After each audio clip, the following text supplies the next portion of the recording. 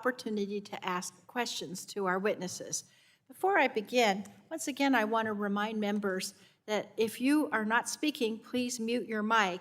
This prevents audio feedback for the witnesses and listeners at home, and it also prevents everything you're saying from being heard in this room and on C-SPAN. Chair will now recognize herself for 5 minutes. So I think the thing that happened with the Dobbs decision is that it really unleashed an unprecedented amount of chaos in our country. And that was because we had many states that already had these so-called trigger laws that went into effect immediately upon the decision. And also because many states started taking quick action to take very extreme positions like banning all of abortions. And so I want to hear from our witnesses about just what kind of effect, as several of the witnesses said, just in the last 30 days. I'd like to hear from you about some of these things. And if you can keep your responses brief so we can hear from everybody. Professor Lippman, as a legal scholar, are you aware of any prior instance in America's history in which the U.S. Supreme Court has actually taken away a right that was given under the Constitution? I am not aware of any prior instance in which the court has taken away a right that is so fundamental to so many or denied the privacy, liberty, and equality rights of over half of the country. Thank you. Dr. Verma, do you think that the public health impacts are going to be just as sweeping as this decision that Professor Lippman talked about? Thank you for that question. Absolutely. And why is that? I think that these restrictions are going to affect people seeking abortion care for all reasons, including life-saving abortion care in medical emergencies. We're also seeing that in states with laws criminalizing abortion provision, doctors are nervous to provide pregnant patients with needed diagnostic tests, things like radiology imaging, anesthesia. Pregnant people are not being able to get medications, for example, autoimmune conditions. We're seeing a vast array of effects. People with ectopic pregnancies and miscarriages are being affected. So this is really affecting all aspects of reproductive health care. So we're hearing from people on the other side of the aisle, the Republicans, that this is just really not true, and that abortion is actually not health care, and that people aren't experiencing these consequences. You're practicing medicine on a daily basis, is that correct? Correct. And so, first of all, is abortion health care? Abortion is absolutely health care. All of our science-based, evidence-based medical societies have come together to establish this fact that abortion is health care.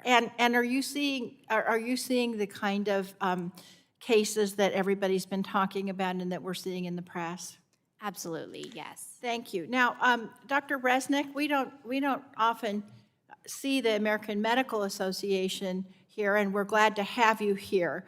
Can you tell me exactly why the AMA is speaking out on this particular issue today? Thank you, Madam Chair.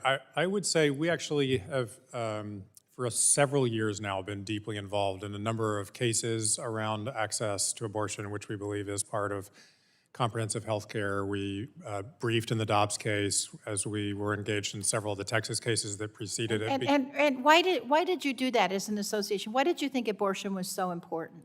Well, as I said in my opening statement, our House of Delegates decides our policy. It doesn't just come from me as president or from our board, and our House of Delegates recognizes just how dangerous it is, whether it's reproductive health care, whether it's taking care of LGBTQ youth, whether it's pediatricians being able to counsel their patients about firearm violence, that when we have people and legislators trying to make hard and fast rules about how you take care of patients, that it doesn't recognize the complexities of patient care. So what you're saying is that the AMA feels strongly that these decisions should be made by a person and their doctor, not by politicians. We do, and again, that comes from a diverse set of people in our House of Delegates from every state in the country, from across the political spectrum. While we recognize that individual physicians obviously come to this with their own individual opinions about abortion, that the ability to actually take care of patients and not have criminalization of health care is a fundamental importance to the health of the nation. Thank you. Dr. Guerrero, how do you think that the women and providers who are already being affected by the court's decision are feeling about this? What are you hearing? What we're hearing with our clients and callers that we work with is just a huge sense of urgency, fear. There's a lot of fear around criminalization, mass confusion. People are extremely confused as to even what the laws are. The laws right now, with what's happened with Roe reversal, was already confusing because of the various challenges that were happening on a state level. And now with this happening, people are even more just at a loss as to what to do. And so the Thank effects you. of it have been detrimental. Thank you. I'm going to let you, Ms. Bracy Sherman, just speak quickly about how far you and the people you work with think that this agenda is going to go. I mean, we've always known that their goal is to criminalize abortion. And anyone who says that that is not the goal is lying, because we have seen that people who have abortions, anyone who helps someone get an abortion, has been criminalized. There are people who are sitting in jail experiencing that. So we know that is the truth, and it's very scary. Thank you so much. Chair now recognizes the